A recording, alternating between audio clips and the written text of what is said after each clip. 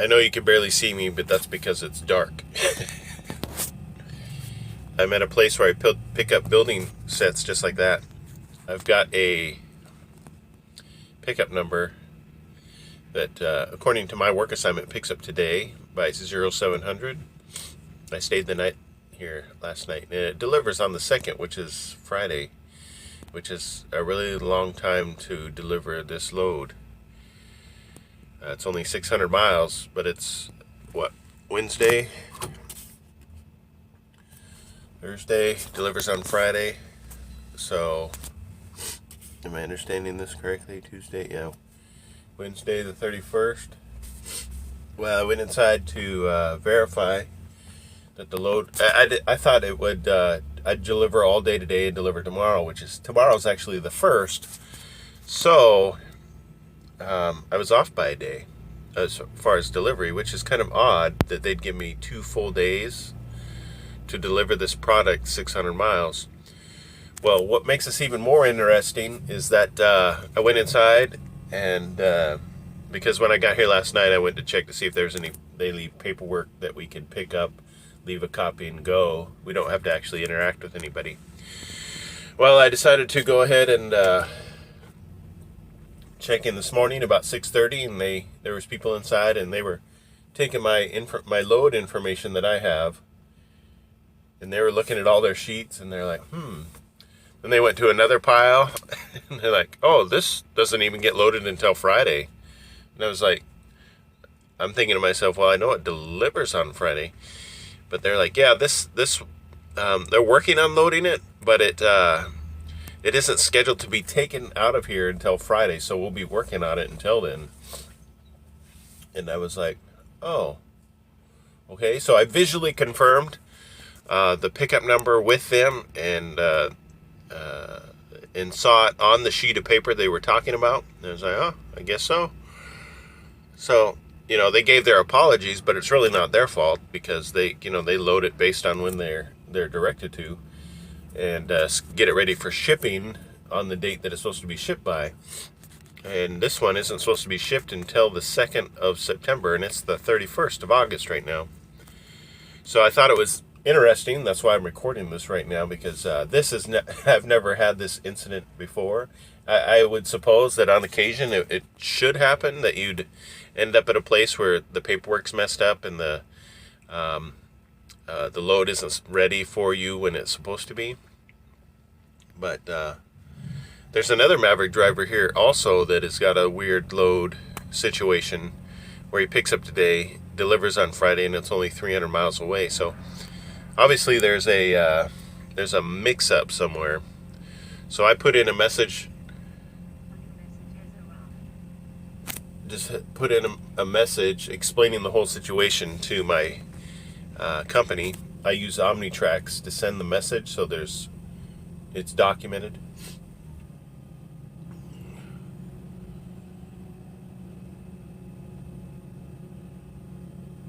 And it looks like the people that do the load assignments, they'll be in 30 minutes, and at that time they'll let me know what I need to do.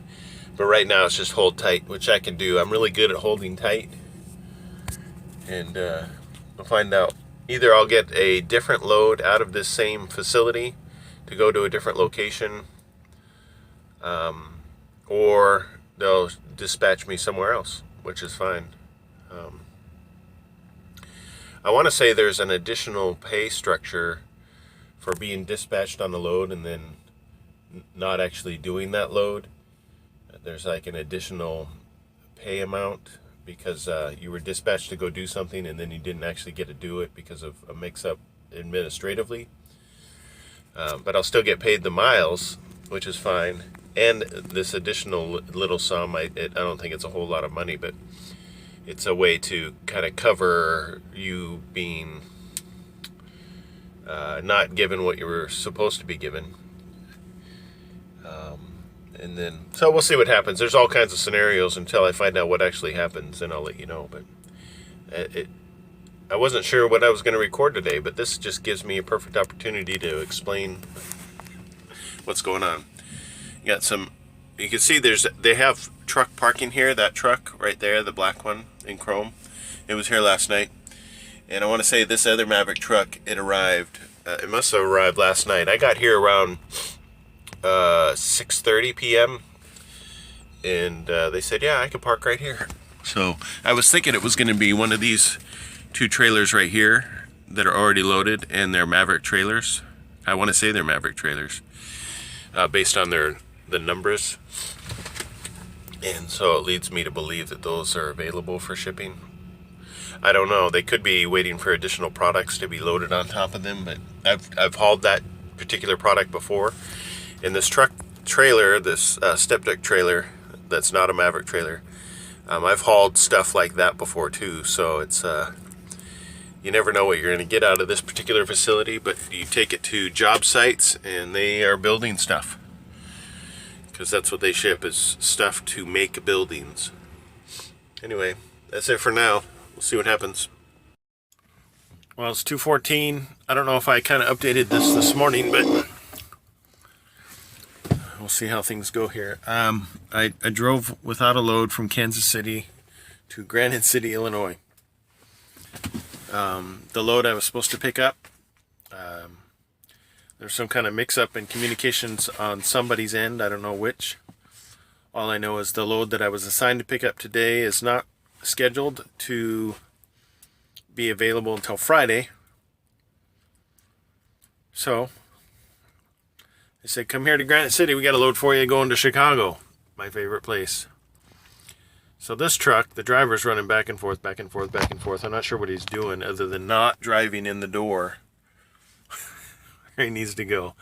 I'm picking, okay, there he goes, finally. So I'm going to go in there, pick up 5 coils, and head to Chicago. That's about it. I might get a little over 500 miles done today. We'll see how this goes. I think I need to talk to that Maverick truck over there to see if what his plans are. I don't really have to do anything until that truck pulls in to the door, because then I could pull into that space. Because I believe there is a truck inside right now being loaded. And based on the weather conditions, I'm assuming they're having them secure and tarp. So you can see how dark those clouds are. I'm waiting for it to have a fit on top of us right now. We shall see. I don't know how to necessarily prepare my deck of my trailer, because it could be I'm getting 5 coils, but not knowing what exact kind of coils I'm getting. If they're skidded coils, I know how they're going to go on. They're going to go on skids. If they're not skidded coils, if they're actually being loaded, then I'll have to put on timbers and whatnot. But I'll find out when I get up there what my load is. So that's it for now. I guess I could walk over there and sign in, but I usually like to wait until I get into that spot there, because there's plenty of waiting to do. As you can see, he's preparing his deck now. He just pulled into that spot. He didn't pull all the way in, so there's got to be a truck in front of him. And he's preparing for coils that are going to be on their side and not skidded coils, it appears. So anyway, that's how my day has gone so far. I've driven empty for about 260 miles, which is fine. I get paid the same whether I'm empty or loaded. So I can, if they want to send me to Washington State completely empty, that's fine with me. I get better fuel mileage that way. And still get paid the same. So that never bothers me, having to drive to a new location. So yep, that's it. We'll see what happens next. If I can, I'm not gonna. I have a drop-off appointment at 10:30, and based on the time I have left and the time I have to get loaded, I have about 2 hours where I can sit here and it's not going to affect my driving clock. So if I can get loaded in less than 2 hours, I can almost be at the delivery point tonight, but I don't have a drop-off time until 10:30. And many of these locations, they can put up with you being there an hour early, but some locations, if you're much earlier than that, some will tell you to leave and come back. Some will say, well, you park over there, we'll come get you when we're ready. And then there's others that say, hey, no problem, come on in, we don't have anybody here right now.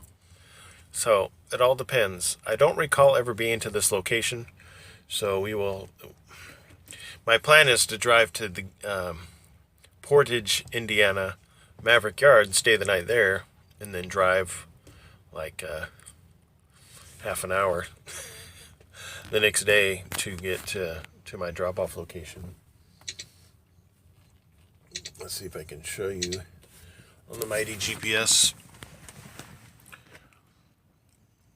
So here I am in St. Louis, and there's my planned trip. And as you can see, Michigan City, Indiana is it's right there. It's not very far away. 5.5 hours, 326 miles, and I have time to do that if we can get loaded out of here in time. So we'll see what happens. He's pulling in. Time to find out what this other Maverick driver's doing. He may have just dropped off a load and is waiting for a new load assignment, or he's going to be pulling in also. Because I saw that driver go talk to him. He was running like a madman. Okay, well, I signed in and come to find out I'm not at the right place. I'm at the right address according to my work assignment, but apparently my work assignment has the wrong address on it. So they're getting ready to send me the correct address. Same company, different location. So it's been one of those days. So as soon as I get the new address, that's where I'll go. I think I know where it's at, but I'm waiting for the address to verify because I want to make sure I go to the right place this time. You know, third time's a charm. One, this is number 2, so I'm pretty sure the next place is going to be right on the money. Maybe. Okay, I am now at the correct location based on my new work assignment address. I've got my paperwork. Been here before. I'm probably going to get 5 painted coils on skids. Secure it, tarp it, and go. There's a truck in the door that over there, and then that black truck will back in because they're second in line and I am third in line for that particular door. But there are a lot of trucks here, and they're for different doors, so I'm just waiting for my door and then I can proceed. It's 10:30. I'm in Michigan City. They have coils here. That's what I'm delivering. They're on skids and they're unloading them right now. It's 10:33. And we'll see what we get next, but the load was successful. Yeah. It was a wonderful day to wake up at 50. It was 59 degrees in the center of Illinois. And it's a fairly nice day outside, even though right now it feels humid as heck inside this truck. But just waiting for them to unload, and then I'll back out, finish up paperwork. We've got this new TransFlow Mobile Plus app that I'm going to utilize to see how it works. Right now I'm really liking it because all my messages and my load assignments come straight to my phone now, so that makes it more convenient for me, not having to like stare at the Omnitracks waiting for some kind of message, because typically I get it on my phone before I get it on the Omnitracks. So so supposedly I'm going to be able to do a TransFlow through my phone using my data. I have to set it up on there is a portable electronic device in the truck that I don't know if it will necessarily work on that based on the camera associated with it, but I'm going to try to set it up on there as well. But anyway, that's it for now. We'll see what happens. It's what is it? Today's the 1st of September, Thursday. Tomorrow's Friday before a nice 3-day weekend, so we'll see. Crossing my fingers that hopefully this weekend goes well. It's 1:47. I am in East Chicago, Indiana, and I'm picking up one coil, 43,000 pounds. I'm backed into a dock. There's like 6 trucks, so I may have a little bit to wait, but it's ready to load. And it's kind of they have quite the procedure here to get loaded and then get paperwork. It's almost daunting. But I'm keeping an eye out in case I have to lickety-split hop out, put on my helmet and safety glasses. There was when we were checking in, there was a specific safety notice asking us to read it. And I don't know if you can see in the mirror or not. There may be too much reflection on my windshield. You can kind of see what's going on. But the safety notice, and I don't know if they necessarily, they mentioned a Maverick driver who, while putting on his bungees, it snapped and hit him, I guess, below the eye. But he was wearing his safety glasses. I guess the gist of the matter was not to call out the Maverick driver, but to say, see, safety glasses save your eye. Because they're stating, based on the force and the cut he received, without his safety glasses, he probably would have lost his eyeball. So they try to reiterate their safety standards here regularly for the truck drivers. And I have short sleeve shirts on, but they give us these sock things that cover our forearms that I carry with me in the truck, so I only have to have long sleeves on while I'm loading and unloading, but while I'm driving I can stay cooler. But anyway, I just thought that was an interesting safety notice that they had mentioned on how safety glasses can prevent you from getting seriously injured. They won't necessarily stop you from being injured. Nothing is safety proof. Accidents happen, but we wear the safety gear in order to prevent those accidents from being very bad. So anyway, that's the other update. I'm picking up this coil and then I'm driving 25 miles to the Portage, Indiana yard where I'm going to do a load swap. Because they asked me, hey, we need to get this guy closer to Tennessee because it's closer for him to be available to get a load that will get him home for the long weekend. And I said, sure. I'm losing miles on the deal. They even mentioned it in their message. It says, I know you'll be losing miles, but it would help us out. And the swap I'm getting, I guess it's a double stop load in Illinois. So it keeps me close to home also for the long weekend. So I'm like, well, it helps us both out, I think. So I'm always agreeable to help. I don't think I've not done a load swap yet. I've had hesitations before based on the story they're telling me and how it may affect me or the person I'm swapping with. But this one I think is going to work out. So as soon as I get loaded, I'll drive over there and probably wait for him to show up, and then we can swap our stuff and proceed on our ways. Anyway, that's the update for now. It is 10:51. I'm in Murfreesboro, Tennessee, near Nashville. And I almost avoid getting out because there's other people. And it's not that I don't want to film in front of them, but they're going to want to talk to me. And I'm an introvert. I like talking to my phone, and it doesn't talk back. And that's the way I like it. I'm going to get out here in a second and show you what kind of coil I got. Mine's shotgun, not unlike this gentleman's up here. He's got a couple of smaller coils, and I've got one big coil. So let me get out and attempt to show this.